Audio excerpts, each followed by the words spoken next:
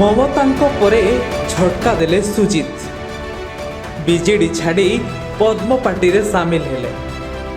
ସୁଜିତଙ୍କୁ ନେଇ ରାଜନୀତିରେ ବଢ଼ିଲା ହଇଚଇ। ବିଜେଡି ଦଳକୁ ଗୋଟିଏ ପରେ ଗୋଟିଏ ଝଟକା ଲାଗିଛି।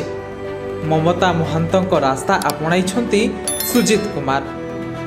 ବିଜେଡି ସାଂସଦ ଥିବା ସୁଜିତ କୁମାର ସାଂସଦ ପଦରୁ ଇସ୍ତଫା ଦେବା ପରେ ବିଜେପିରେ ବିଧିବଦ୍ଧ ଭାବେ ସାମିଲ ହୋଇଛନ୍ତି।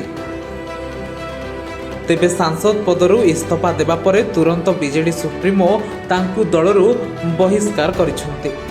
ଦଳ ବିରୋଧୀ କାମ ପାଇଁ ସେ ଦଳରୁ ବହିଷ୍କୃତ ହୋଇଛନ୍ତି ବୋଲି ସୂଚନା ମିଳିଛି।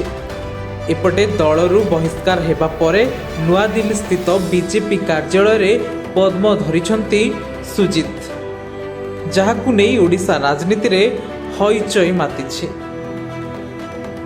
ସୂଚନାଯୋଗ୍ୟ ଯେ ରାଜ୍ୟସଭା ସାଂସଦ ଥିବା ସୁଜିତ କୁମାରଙ୍କ କାର୍ଯ୍ୟାଳୟ 2026 ମସିହା ଏପ୍ରିଲ 2 ତାରିଖ ପର୍ଯ୍ୟନ୍ତ ରହିଥିଲା। ହେଲେ ଏହା ପୂର୍ବରୁ ସେ ସାଂସଦ ପଦରୁ ଇସ୍ତଫା ଦେଇଛନ୍ତି। ତେବେ ଇସ୍ତଫା ଦେବା ପରେ ପରେ ବିଜେଡି ସୁପ୍ରିମୋ ନବୀନ ପଟ୍ଟନାୟକ ଦଳ ବିରୋଧୀ କାମ ପାଇଁ ତାଙ୍କୁ ଦଳରୁ ବହିଷ୍କାର କରିଥିବା ଦର୍ଶାଇଛନ୍ତି। ମମତା ମହାନ୍ତଙ୍କ ପରେ ବିଜେଡିର ଦ୍ୱିତୀୟ ସାଂସଦ ଭାବେ ସୁଜିତ କୁମାର ସାଂସଦ ପଦ ଛାଡ଼ିଛନ୍ତି। ମମତାଙ୍କ ଭଳି ବିଜେଡି ଛାଡ଼ି ଏବେ ପଦ୍ମ ଧରିଛନ୍ତି ସୁଜିତ କୁମାର। ବ୍ୟୁରୋ ରିପୋର୍ଟ, ଉତ୍କଳ ପ୍ରତିଦିନ।